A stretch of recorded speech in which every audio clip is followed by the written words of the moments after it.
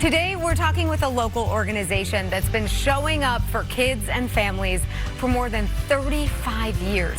It's called Crispin's House, and their mission is all about helping young people make positive choices by building a healthy, supportive community.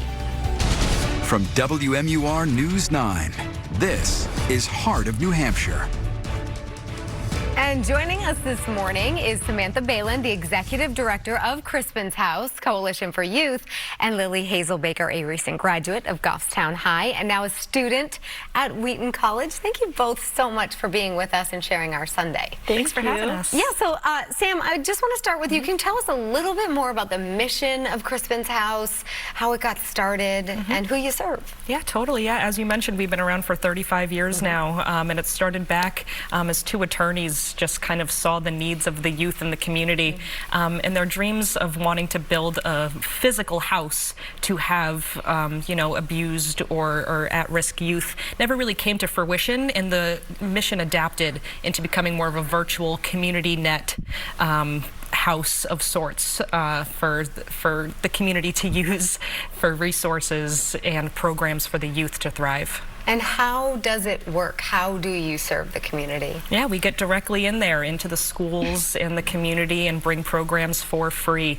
like the Youth Forum and Volunteers that bring leadership and community outreach with service projects, or through the Juvenile Court Diversion Network, where we keep youth out of legal trouble, and we've just been adapting over the years. And so when we say Crispin's House, is there a physical location?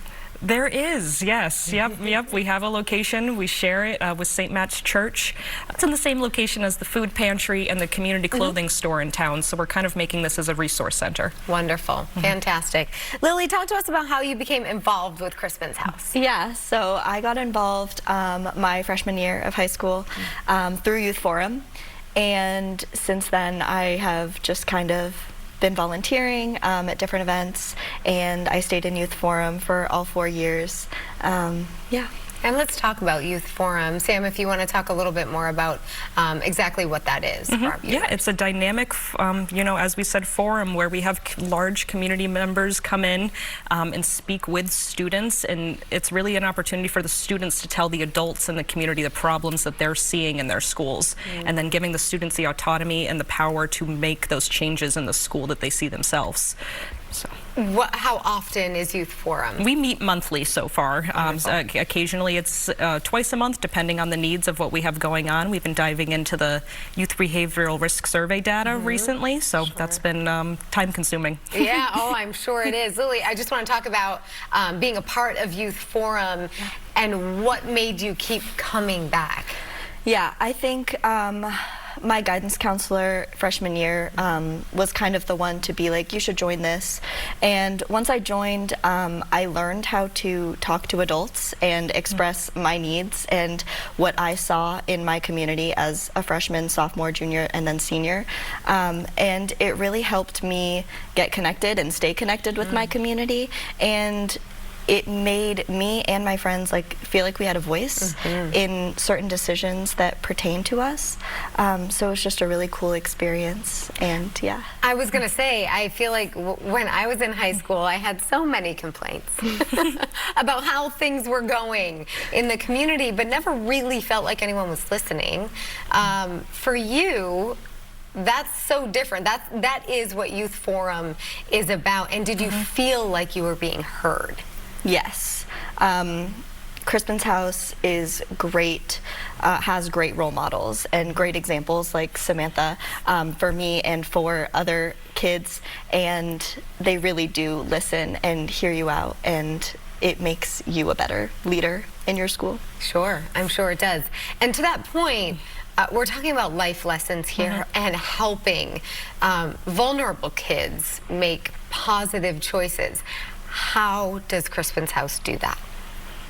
Yeah, through a variety of different aspects. I like for Youth Forum, you know, bringing in these other community leaders, being a coalition and partnering with our local police and the schools and other resources in the town. We're able to bring in a lot of like suicide prevention trainings, mental health awareness and things like that. I mean, getting to the root of some of these issues that our teens are facing. Yeah, how do you connect kids with the resources that they need? Yeah, through these community partnerships, the relationships that we build as an organization with kind of the people that are doing it best. We're not here to reinvent the wheel. There's other organizations that are doing some great work, and just getting the people connected with those resources is we're trying to just bridge that gap in our community. It's wonderful. And Lily, talk to us about where you are now. I know, a college student. Yeah. But how did Crispin's House help you get to where you are? Yeah. I go to Wheaton College in Massachusetts. I'm studying restorative justice and criminology. So the kind of juvenile, keeping kids out of trouble, part of that has really pertained to my major. I've been able to learn how to speak up for myself. I'm more talkative in classes for sure. I ask questions when I have questions, which is super important. And yeah, I hope to kind of go on and keep working with Samantha and hopefully do what she does later in life. Things. Oh, really? Yeah. That must feel so good. Yeah, I told her she's going to have my job in a couple years. You better be careful. Yeah. I know that feeling. You know, Sam, can you just quickly tell us about, we've got an upcoming fundraiser, a basketball tournament, right? Can you tell us a little bit about that? This is our 23rd annual. This is our longest running fundraiser that we have. It's at Goffstown High School, March 21st. All ages and abilities are welcome, starting at grade 3 up to adults. Awesome. So please come out and join us. It's a really fun day of community engagement and sportsmanship. Yeah, it's a lot of fun. And it makes everything you do possible. Yes, fundraisers it sure like this, does. Right? Yep, Wonderful. nonprofits, obviously, we need the community support. Absolutely. Well, Sam and Lily, thank you both so much for spending your Sunday morning with us. We appreciate all the work you're doing to you know, change things for the better in your community. So thank you. Thank you. To learn more about Crispin's House or how to get involved, you can find all the information you need right on their website, crispinshouse.org.